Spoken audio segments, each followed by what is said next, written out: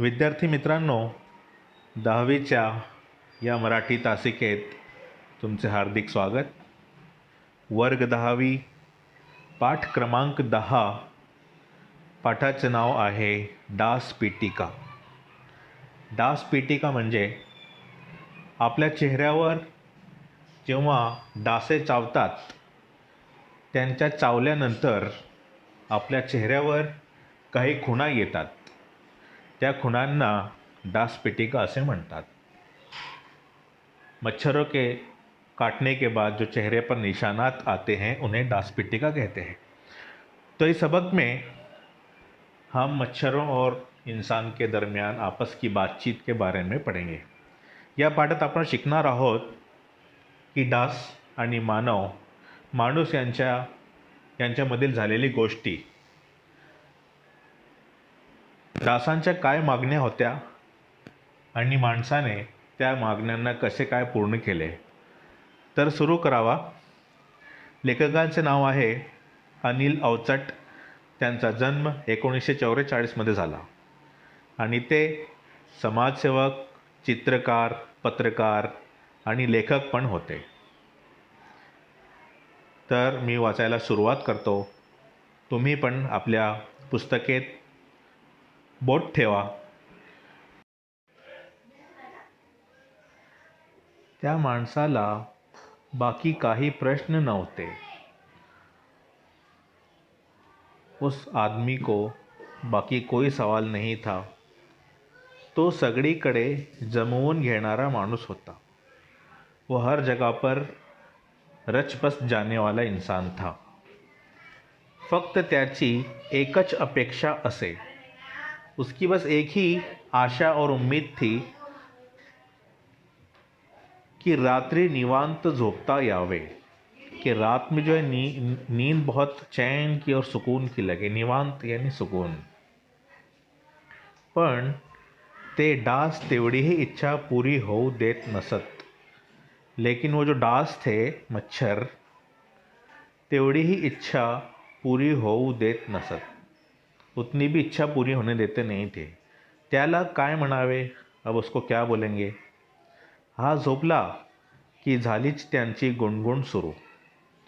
ये सोया कि उनकी गुणगुण सुरू हो जाती है. संध्याकाळीच खोलीची दारं, शाम में ही उसने अपने कमरे के दरवाजे, खिड़क्या बंद करून ठेवून पाहिली.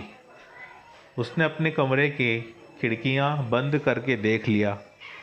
अंगाला मलम चोपड़ून डासांना, अपने जिस्म को जो मरहम वगैरह होता है वो लगाकर डासांना हटवण्यासाठी, मच्छरों को हटाने के लिए अगरबत्ती जलाकर सगड़े करून झाले. सारे काम करके उसने देख लिया. अगरबत्ती जलाई, सब दरवाजे बंद किए और अपने ऊपर मलम लगाया, लेकिन कुछ नहीं हुआ. डास दाद दे ही नात.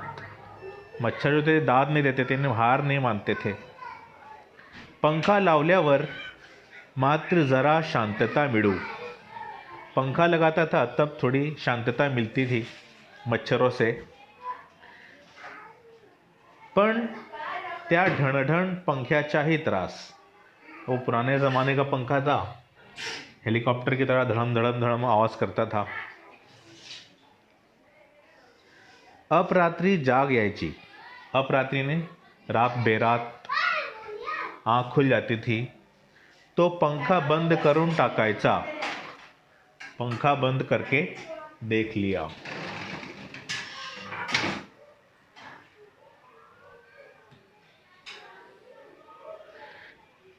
उकडायला लागले की दारं खिड़कियाँ उघडायचा. उकडायला लागले का मतलब होता है गर्मी शुरू हुई. जब खिड़कियाँ दरवाजे बंद कर दी तो गर्म होना शुरू हो गया.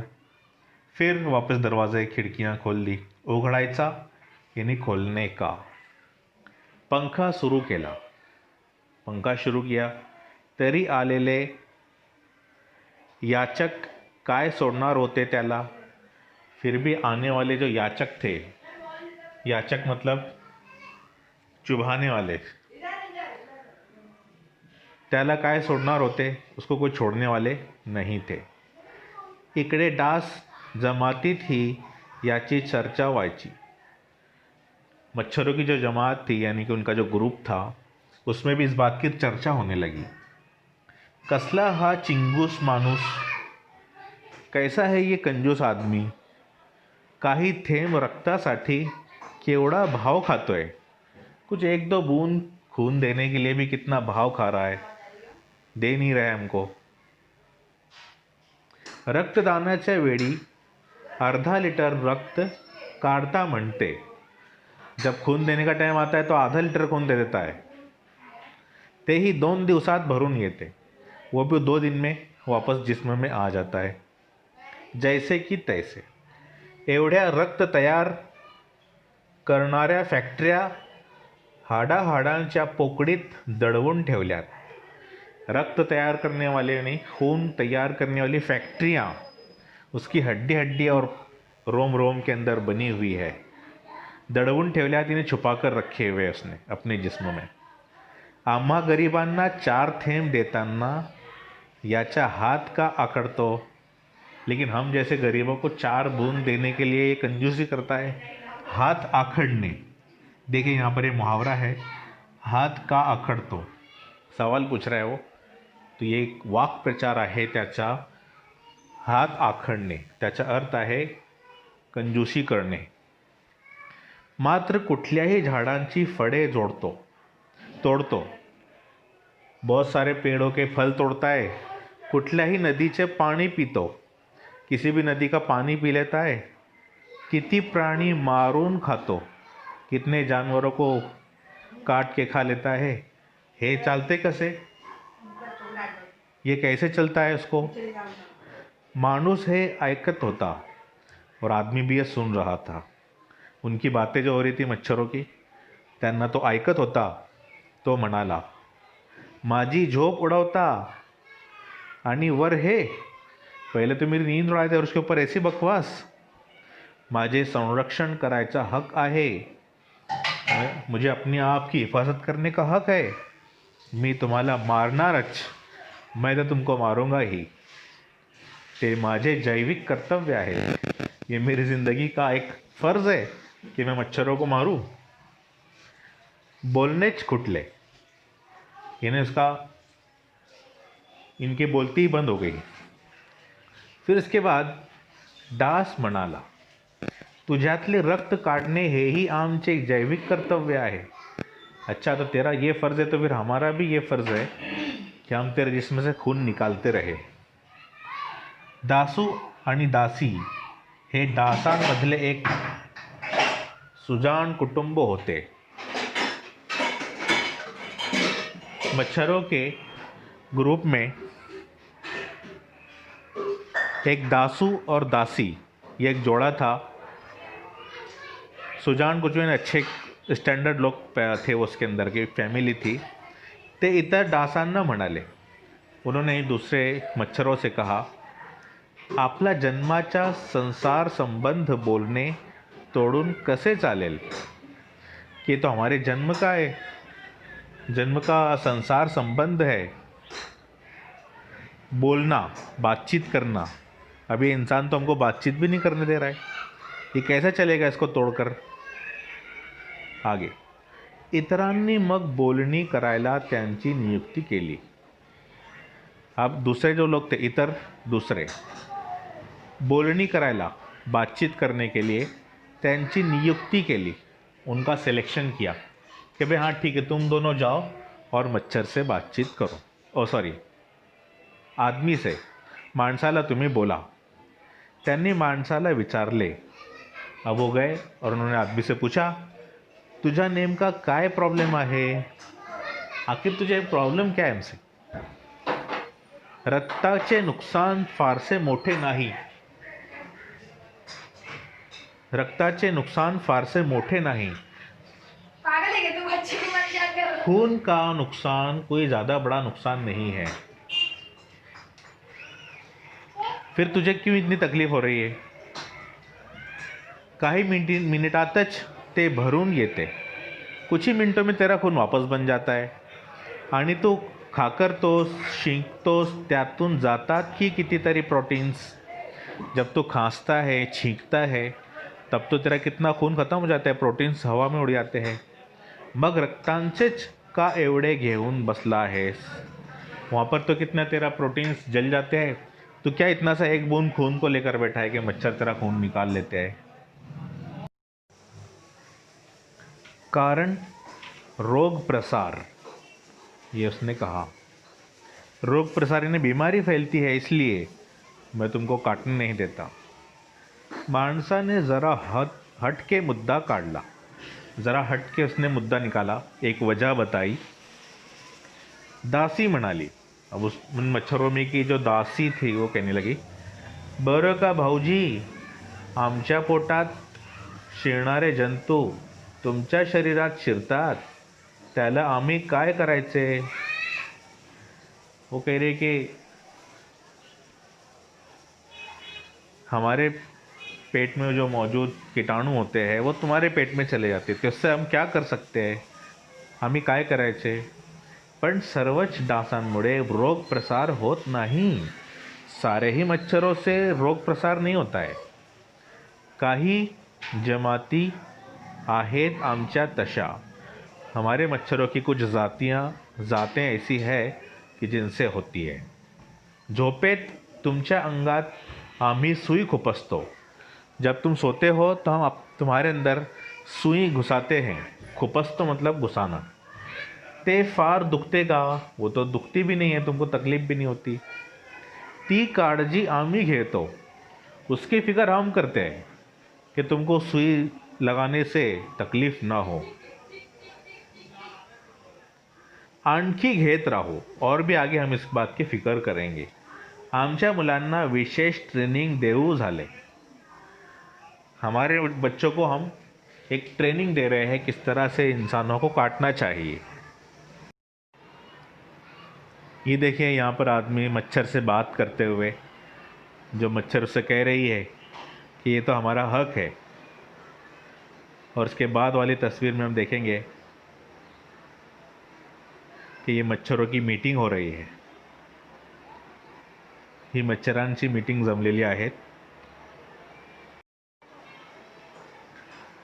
नंतर माणूस म्हणतो, आणि ती तुमची गुणगुण, और वो जो तुम्हारी गुणगुण होती है कान के पास, उसका क्या इलाज कर रहे तुम लोग? तुम्हाला तुमचे नरडे बंद ठेवता येत नाही का? नरडे का मतलब है नली, गला, कि तुमको तुम्हारे आवाज़ जो करते तुम गला वो तो बंद रखा करो कम से कम। अगदी संताप येतो अशा वेळी। संताप यानी गुस्सा, बहुत गुस्सा आता है, नींद खुल जाती है आवाज़ की वजह से। दासू म्हणाला, मच्छरों का जो दासू था वो कहने लगा, दादा, सेकंदात शेकडो वेळा पंख हलवावे लागतात। हमको एक सेकंड में कई सैकड़ों बार पंख हिलाना पड़ता है। तेव्हा कुठे उडू शकतो आम्ही? तो हम कहाँ जाकर हिलाएंगे? त्याचा आवाज़ काय करणार? अब उसकी आवाज़ बहुत आती है, तो हम क्या कर सकते हैं? त्यांच्या बोलण्यातून फारसे निष्पन्न झाले नसले तरी कटुता कमी झाली होती।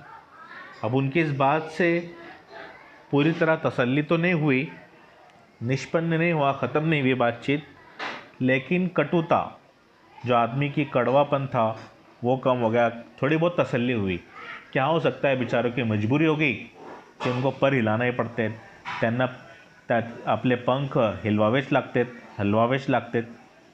डासांनी मग त्यांची जनरल बॉडी मीटिंग ठेवली। अभी हमने तस्वीर में देखा किस तरह जनरल बॉडी मीटिंग हुई उनकी। अब उनकी मीटिंग आई, सारे मच्छर जमा हुए, दासू और दासी भी उसके अंदर आकर बैठे, और उन्होंने उनकी कारगुजारी ली कि भाई क्या हुआ, मानुष से बातचीत करने में क्या हुआ। दासू दासीचा अहवाल सगळ्यांनी ऐकला। सारे हालात सुने उन्होंने, ऐकला यानी सुना। सगळे गंभीर झाले यानी एकदम फिक्रमंद हो गए, सीरियस हो गए। विचार विनिमय शुरू झाला।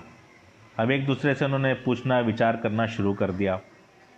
त्यांच्यातला एक डॉक्टर संशोधक पुढे आला अब उनमें एक डॉक्टर था, संशोधक, रिसर्चर। संशोधक का मतलब होता है रिसर्च करने वाला।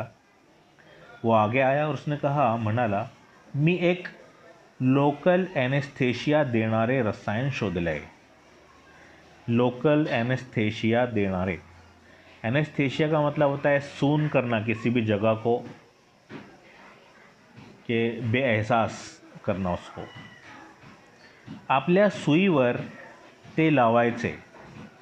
हम जो डंक लगाते हैं, चुभाते हैं इंसान को, उसके ऊपर लगाने का उसको, की ती खुपसलेली त्याला कळवायचे नहीं, कि जब हम उसको चुभाएंगे वो सुई खून चूसने वाली, तो उस आदमी की उतनी जगह सून हो जाएगी, उसको पता ही नहीं चलेगा, बेहिस हो जाएगी वो और उसको चुभेगी नहीं। सगळ्यांच्या तोंडून एकदम वा असा उद्गार बाहेर पडला। सबने वाह वाह कहा, अरे वाह, ये तो बहुत अच्छा आइडिया है। पण डास पुढाऱ्यांनी त्याला विचारले। पुढारी मतलब के जो लीडर होता है बड़ा, उसने पूछा, त्याचे पेटंट काही नाही ना? पेटंट मतलब उसके साथ कुछ देना लेना, कुछ खिलाना पिलाना तो नहीं पड़ता? तो मच्छर ने कहा, छे तसे करायला आपण माणसे का आहोत?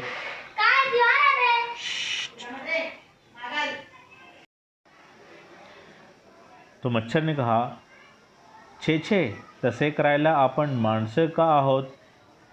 हशा उसड़ला कि वो सब हम करने के लिए है ना, हम इंसान है ना।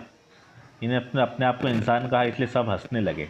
हशा उसड़ला, हंसने लगे।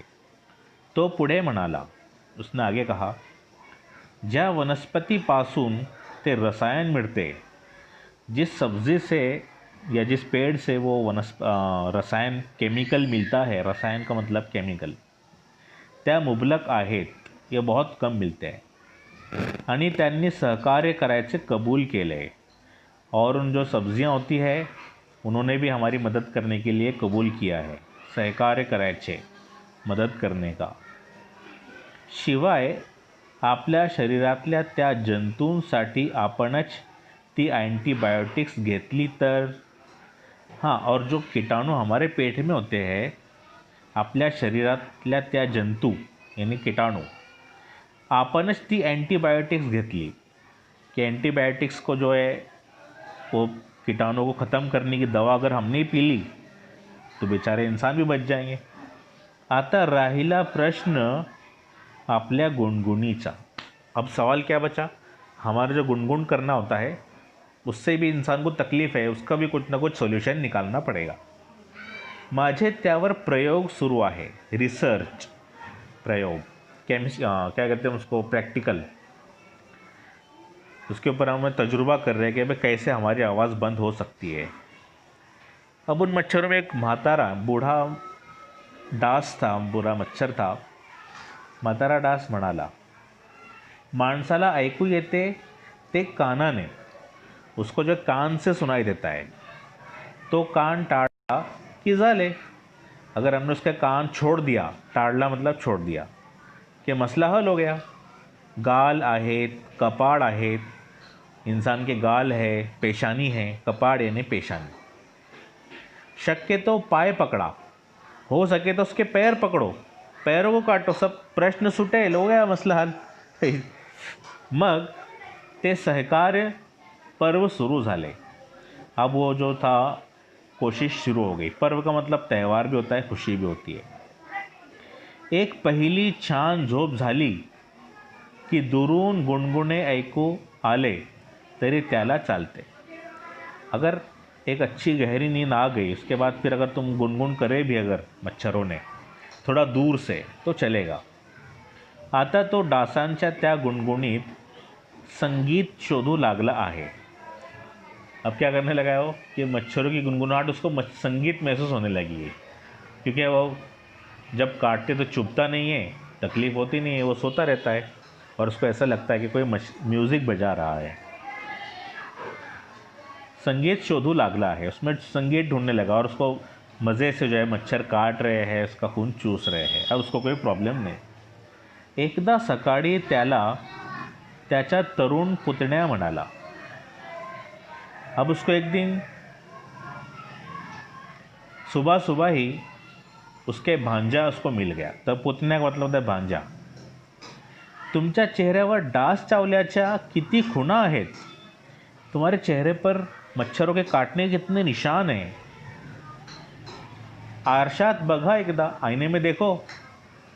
माणूस हसून म्हणाला, हसते हसते उसने बोलने लगा कि तुझ्या चेहऱ्यावर जशा तारुण्य पिटिका आहे, जिस तरह तेरे चेहरे पर जवानी के निशानात है, जवानी की फोड़ियाँ है, तशा माझ्या चेहऱ्यावर आहेत डास पिटिका।